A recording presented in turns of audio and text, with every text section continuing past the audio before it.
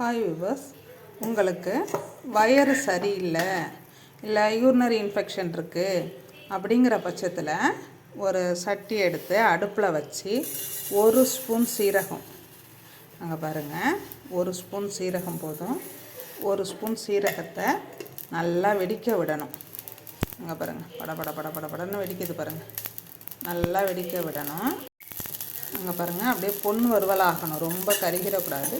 அப்படியே பொன் வறுவல் ஆகணும். சீரகம் வெடிக்க விட்டு 2 டம்ளர் தண்ணியை ஊற்றி அதை 1 டம்ளராக கொதிக்க விட்டு, ஒன்றுமே வேண்டாம், தேவைன்னா பனங்கள் கண்டு போட்டுக்கலாம், கருப்பட்டி போட்டுக்கலாங்க, இல்லை நாட்டு சர்க்கரை வேணுன்னா உங்களுக்கு டேஸ்ட்டுக்கு வேணால் போட்டுக்கலாம். நான்லாம் போடுறது கிடையாது.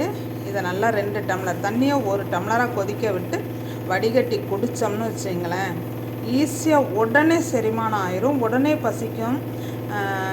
ஒரு இன்ஸ்டண்ட்டான ஒரு ட்ரீட்மெண்ட்டுங்க இது ரொம்ப செஞ்சு பாருங்கள். செரிமானம் இல்லாதவங்க இதை செஞ்சு பாருங்கள்.